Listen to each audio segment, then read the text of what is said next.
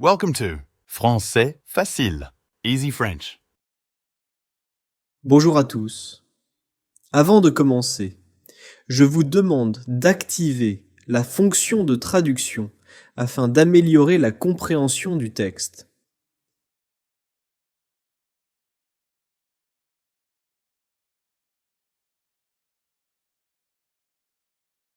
Le silence blanc.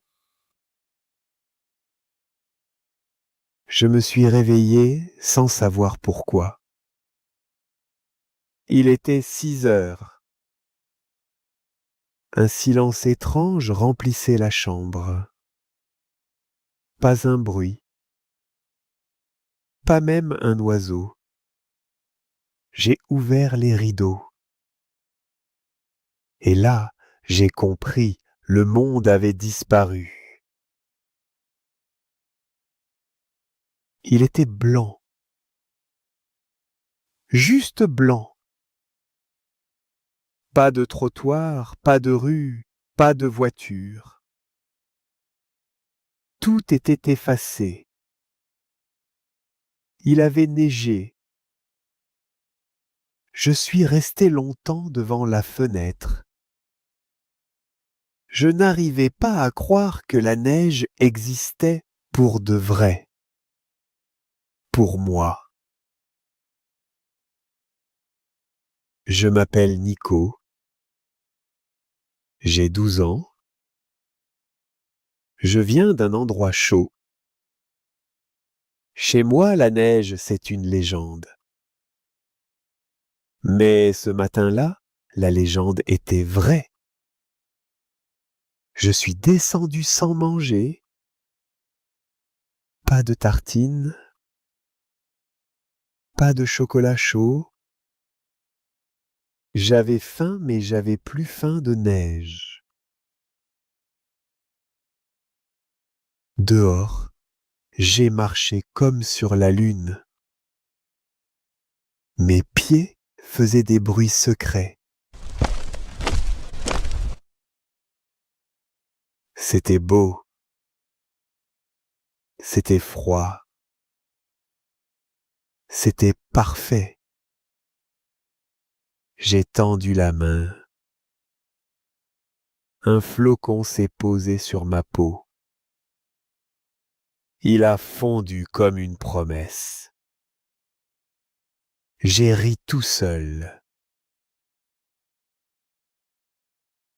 J'étais heureux d'un bonheur simple. Un bonheur rare. Un bonheur blanc. J'ai marché longtemps.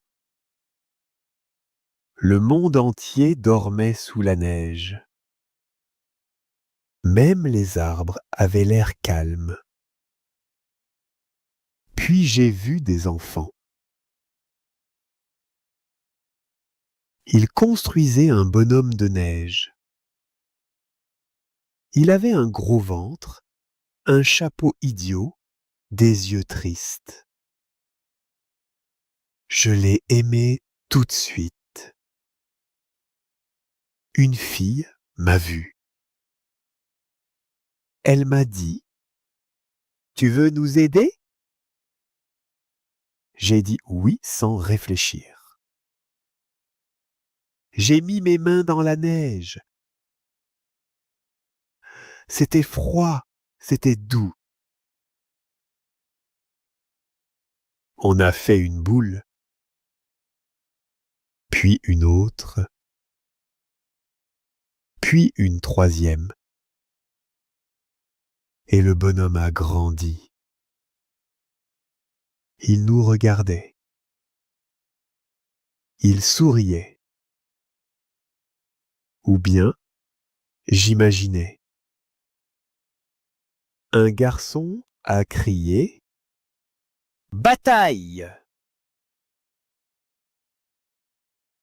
Et la guerre a commencé.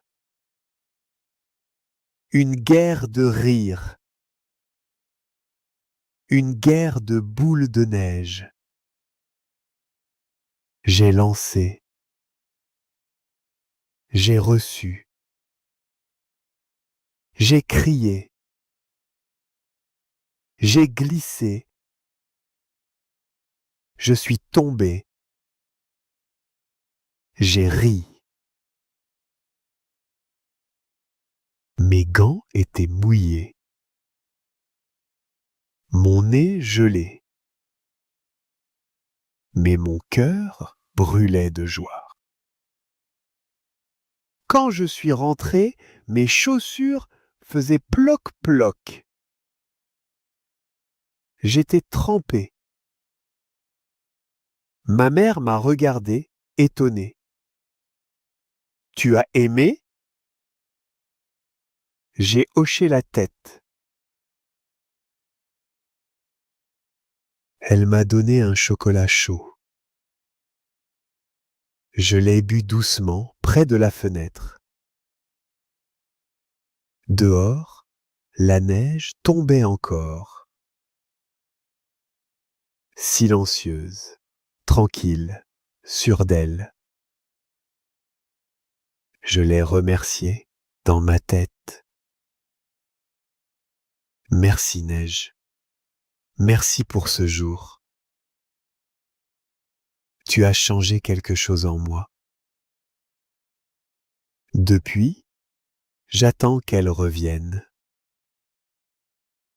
Elle ne parle pas, mais elle dit tout.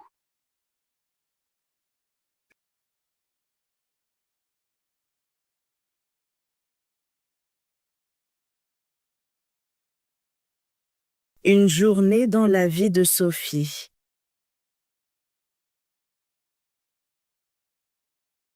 Je m'appelle Sophie.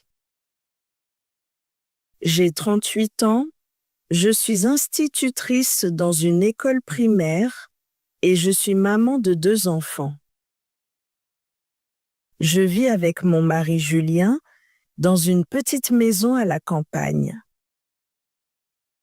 Notre vie est simple, parfois un peu fatigante, mais pleine d'amour et de rire.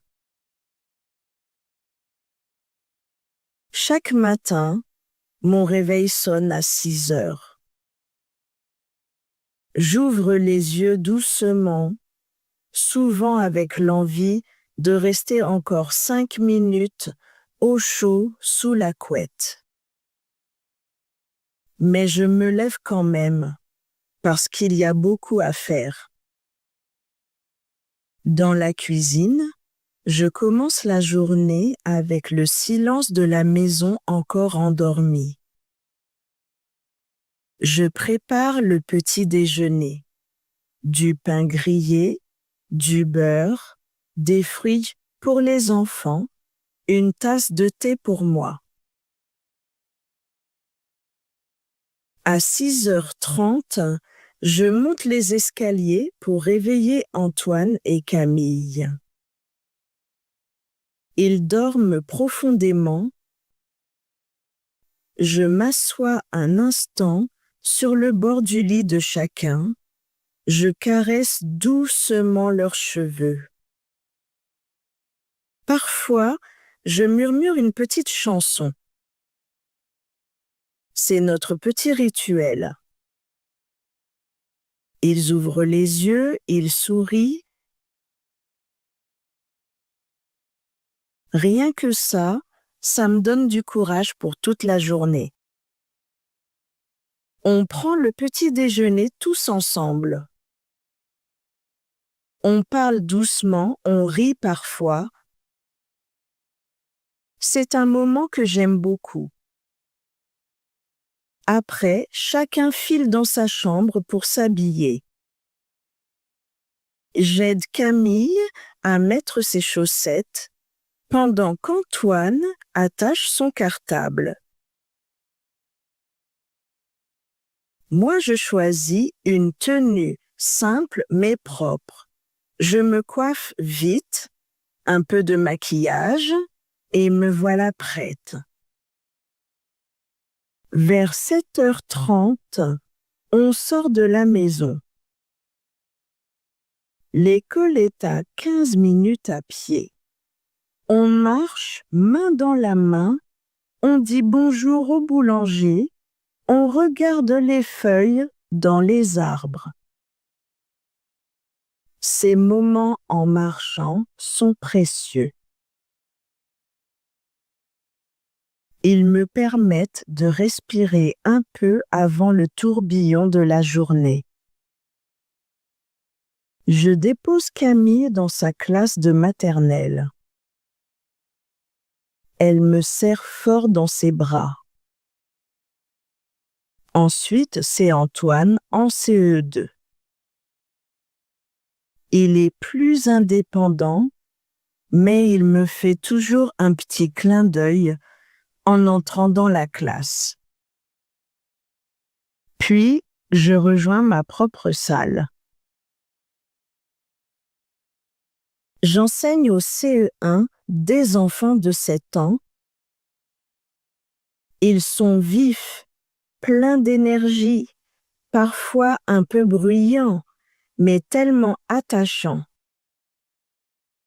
Je leur apprends à lire, à écrire, à compter et parfois simplement à vivre ensemble. C'est un métier exigeant, mais il me donne beaucoup de joie. À midi, je mange avec mes collègues à la cantine. On parle, on se soutient. Ce sont souvent des femmes, comme moi, qui jonglent entre école et maison. L'après-midi, les cours continuent, puis vient la fin de la journée. À 16h30, je récupère les enfants. Ils me racontent tout. Un dessin, une chute, une dispute, un câlin. Je les écoute avec attention. On rentre à la maison un peu plus lentement. On est tous fatigués. À la maison, je prépare le dîner. Antoine fait ses devoirs sur la table du salon. Camille joue ou me suit partout. Je fais aussi une lessive, je range un peu. Parfois, Julien rentre avant le repas et ça me fait du bien de le voir, de partager les tâches. À 19h, on dîne ensemble. Ce moment est sacré. Pas d'écran, juste nous 4 autour de la table. Ensuite, c'est le bain, une histoire, des bisous, et les enfants vont au lit vers 20h. Quand la maison devient silencieuse, je souffle enfin. Je bois une tisane, je m'allonge avec un livre ou je parle un peu avec Julien. Parfois, je repense à la journée, à mes élèves, à mes enfants. Et même si je suis épuisée, je ressens une grande paix. Ma vie est pleine de petites choses. Elle n'est pas parfaite, mais elle est vraie. Et chaque jour, je la choisis avec le cœur.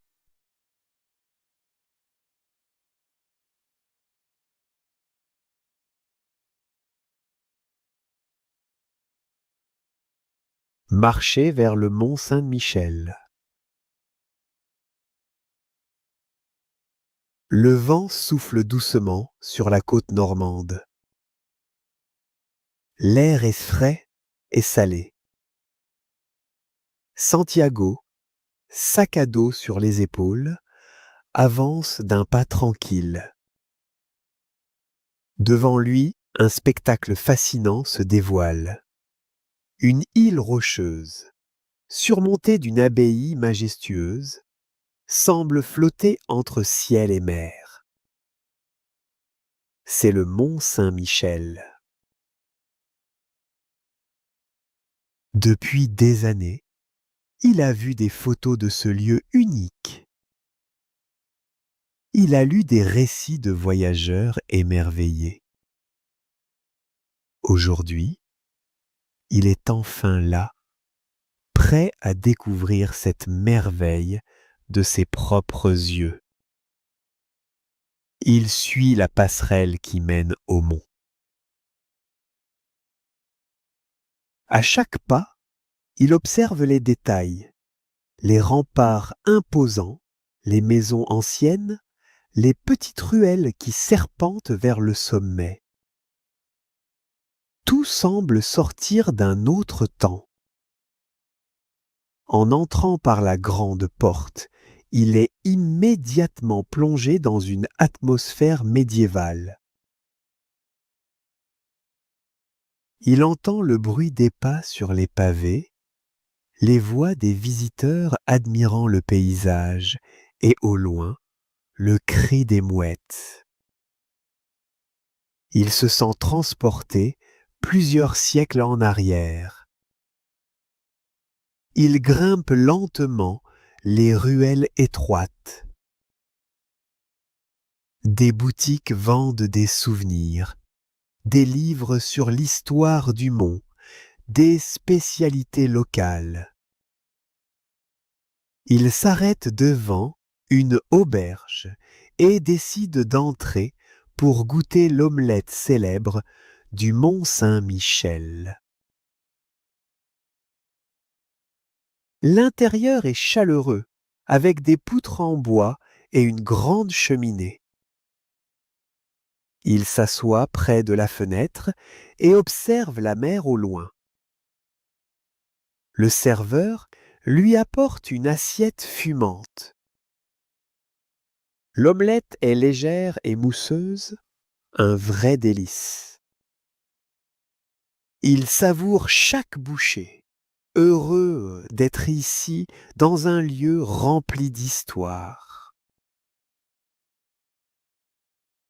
Après ce repas, il reprend son ascension. Son objectif est clair, atteindre l'abbaye et comprendre son mystère. Il rejoint un groupe de visiteurs accompagnés d'un guide. Il y a plus de 1000 ans, raconte le guide, un évêque nommé Aubert a eu un rêve étrange. L'archange Michel lui est apparu et lui a demandé de construire une église sur ce rocher. Mais Aubert a hésité. L'archange est revenu plusieurs fois et finalement, Aubert a compris qu'il devait obéir. Il a fait bâtir le premier sanctuaire ici et au fil des siècles, le mont est devenu un lieu sacré. Santiago écoute attentivement. Il imagine cet évêque recevant une vision, les artisans transportant des pierres sous un soleil brûlant, les moines priant dans le silence de l'abbaye. Le guide continue. Pendant la guerre de 100 ans, les Anglais ont essayé de prendre le mont. Mais les habitants ont résisté. Ce lieu, protégé par ses remparts et ses marées rapides, n'a jamais été conquis. Les visiteurs avancent dans les salles immenses. Santiago marche lentement, impressionné par les hauts plafonds, les colonnes massives, les vitraux colorés. Il visite le cloître, où les moines méditaient en silence, et la grande salle des chevaliers, où l'on partageait des repas.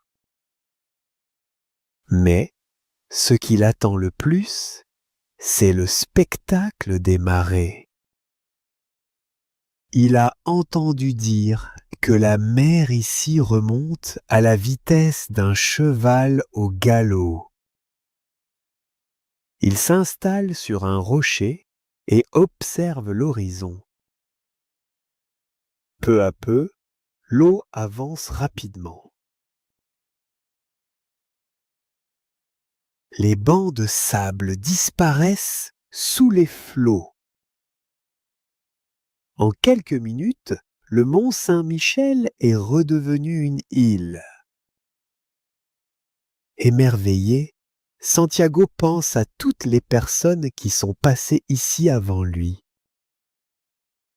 Il imagine les pèlerins du Moyen Âge marchant pieds nus dans l'eau, les chevaliers en armure défendant les remparts, les moines chantant dans l'abbaye. Le soleil commence à descendre. Le ciel prend une teinte dorée et les derniers rayons illuminent les vieilles pierres du mont. Il est temps de partir, mais Santiago sait qu'il reviendra un jour. Ce lieu, chargé d'histoire et de magie, restera gravé dans sa mémoire pour toujours. Sur le chemin du retour, il murmure « Certain endroit en une âme, celui-ci en a 1000. »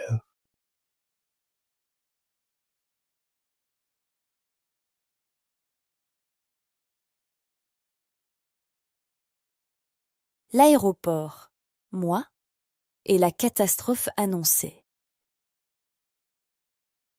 Je m'appelle Claire. J'ai 34 ans, 2 valises trop pleines et une montre qui semble avoir décidé de me trahir. Ce matin-là, je me suis réveillée à 6 heures. Mon vol était à 9 heures. Tout allait bien. J'étais calme, presque fière. Je me suis dit, Claire, tu es adulte maintenant. Tu vas à l'aéroport sans stress, sans courir, sans sueur. Quelle erreur! Je suis restée 10 minutes devant le miroir, non pas pour choisir une jupe, mais parce que j'ai décidé de me coiffer. La fille dans la vidéo avait l'air sereine, rapide, élégante. Moi, j'avais l'air d'une chèvre sous l'orage. Mes doigts se sont emmêlés, mes cheveux aussi, et j'ai fini avec un nid sur la tête. J'ai dû tout défaire et faire un chignon moche fait à la va-vite. Un échec capillaire total. À ce moment-là, il était 7 heures moins le quart. L'aéroport est à 45 minutes de chez moi. Je le sais. Et pourtant, j'ai pris le temps de faire un café. Pourquoi? Je n'ai toujours pas la réponse. Le taxi est arrivé à 7h05. J'ai couru avec mes 2 valises. Comme si je participais à un marathon pour voyageurs mal organisés. Le chauffeur m'a regardée comme si j'étais folle. J'ai crié « Aéroport, vite, je suis en retard !» Il a souri. Un sourire lent, zen, presque provocateur. J'ai eu envie de le secouer. nous avons roulé. Enfin, nous avons essayé. Il y avait des travaux, un camion tombé, un cycliste amoureux de la lenteur. J'ai regardé l'heure. 7h50. Mon cœur faisait boum boum comme une alarme de fin du monde. Nous sommes arrivés à l'aéroport à 8h20.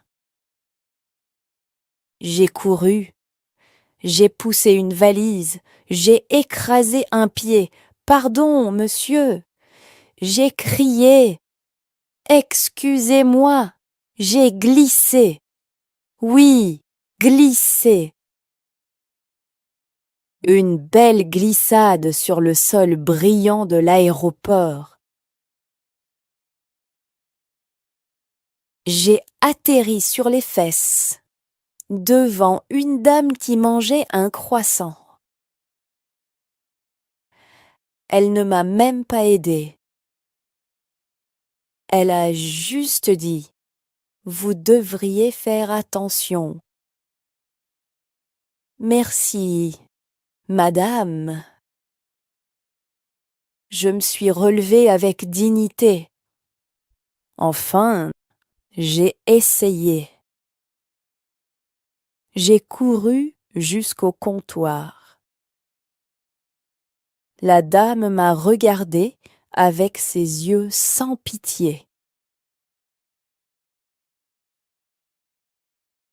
L'embarquement est terminé, madame. Je l'ai regardée. Elle l'a redit plus lentement, comme si j'étais sourde. L'embarquement est terminé. J'ai eu envie de pleurer, de m'évanouir, de disparaître. Mais j'ai juste dit non. Elle a haussé les épaules,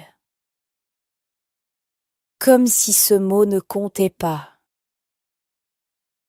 Alors, j'ai fait ce que toute femme désespérée ferait. J'ai sorti mes grands yeux de chat triste. J'ai supplié. J'ai dit que c'était un vol pour un mariage. C'était faux. J'ai dit que mon mari m'attendait à Rome. C'était encore plus faux. Elle a haussé un sourcil, puis elle a dit « J'ai un vol à 13h, si vous voulez. » Je voulais. J'ai attendu 4 heures à l'aéroport. J'ai bu 3 cafés. J'ai relu tous les panneaux 3 fois. Et j'ai promis une chose. Plus jamais de tresse avant un vol.